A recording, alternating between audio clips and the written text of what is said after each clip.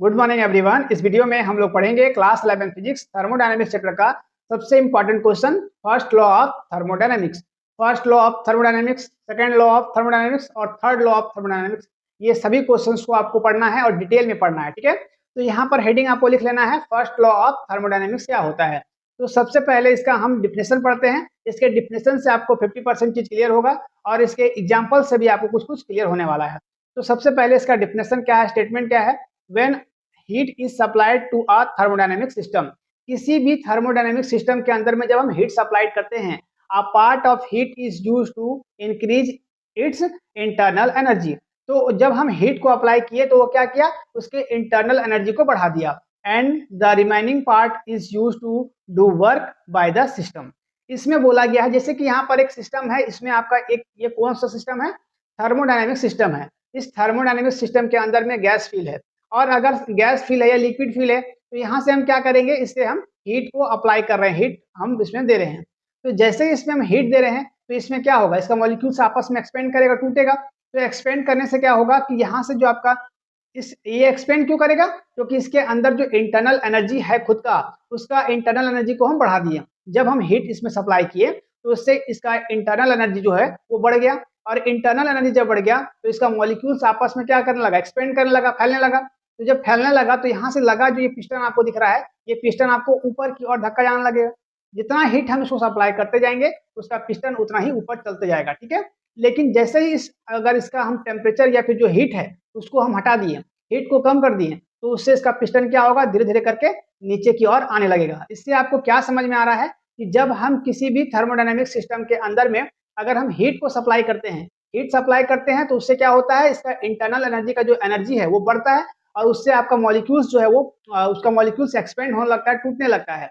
लेकिन जैसे ही हम उससे जब हमारा मॉलिक्यूल्स टूटा तो वो पिस्टन जो है ऊपर हो गया, और ऊपर होने से जो इसका जो मॉलिक्यूल्स का जो कुछ कुछ पार्ट है वो आपका क्या गया, वर्क में आ गया, वर्क करने लगा, जिससे आपका पिस्टन ऊपर की ओर आने लगा।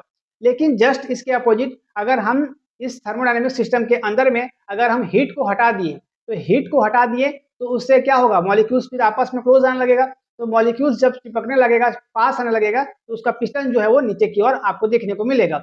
तो थर्मोडायनेमिक सिस्टम ये आपको बोलता है कि जो हम लोग हीट अप्लाई करते हैं वो हीट क्या में कन्वर्ट करता है, आपका उसका हीट जो है इंटरनल एनर्जी को बढ़ाता है उस थर्मोडायनेमिक सिस्टम के अंदर में, और हीट को बढ़ाने के साथ साथ वो वर्क में भी कन्वर्ट हो जाता है।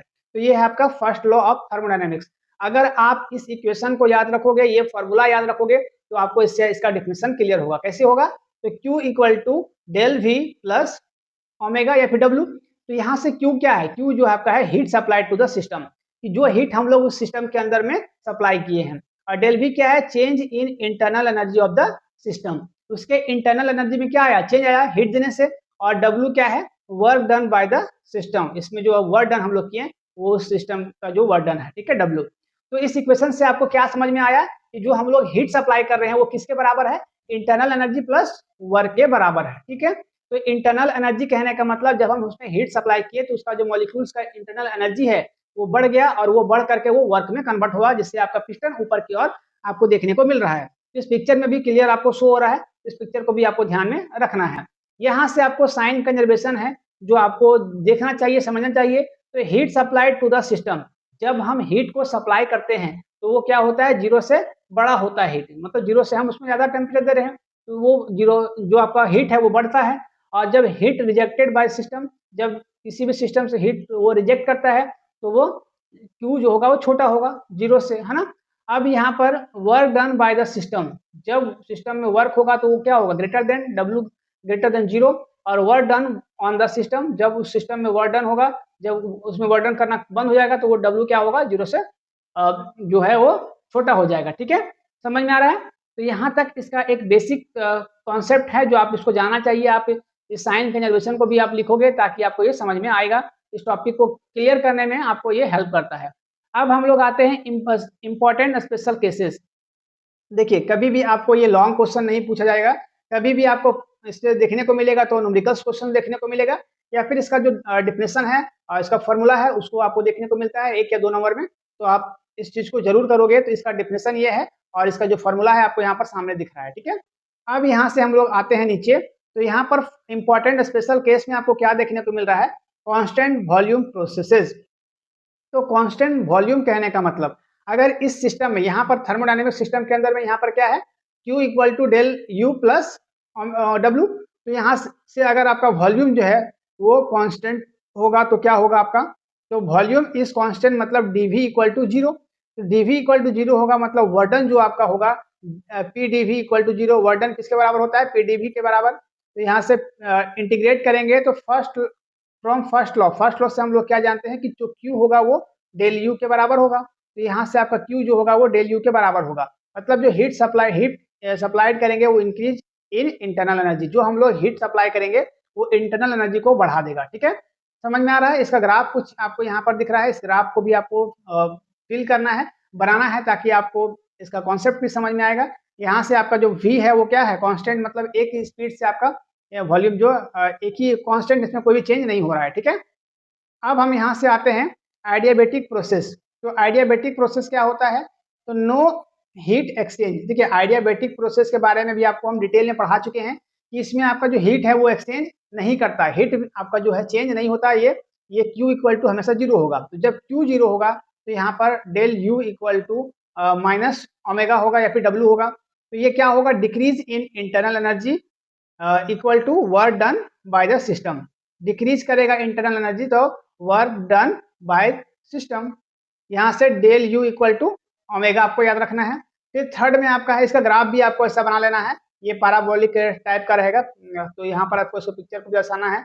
अब हम लोग आते हैं साइक्लिक प्रोसेसेस। ये आपको, ये सब जो टॉपिक हम लोग पढ़ रहे हैं इंपॉर्टेंट स्पेशल केसेस, ये बहुत ज़्यादा इंपॉर्टेंट नहीं है। आप इस टॉपिक को आप पढ़ोगे, साथ ही साथ इस सब को करने से क्या होगा कि आपको और भी डिटेल में समझना है, अगर जानना है तो आप इस चीज़ को कर सकते हो। ठीक है, साइक्लिक प्रोसेसेस क्या है, system returns to initial state. जब हम किसी भी सिस्टम के अंदर, किसी भी थर्मोडायनेमिक सिस्टम के अंदर अगर हम टेम्परेचर को बढ़ाएं या हीट को सप्लाई किए हैं और उस हीट को वापस से हम हटा लेते हैं, तो वो क्या होगा, अपने इनिशियल स्टेट में वापस आएगा। जब वो अपने इनिशियल स्टेट में वापस आएगा तो आपका क्या होगा, del U equal to zero होगा। तो चेंज इन इंटरनल एनर्जी, उसका इंटरनल एनर्जी फिर से चेंज होगा क्योंकि उसमें हम हीट सप्लाई करना बंद कर दिए हैं।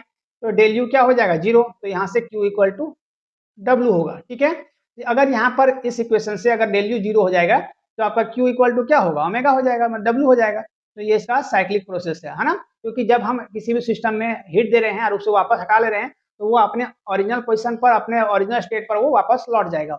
तो इसका ये साइक्लिक प्रोसेस है। इसका ग्राफ आपको यहाँ पर दिख रहा है। ठीक है, एक सर्कल साइकिल के टाइप का है जो आपके वापस लौट करके अपने ही स्टेट पर वापस आ रहा है।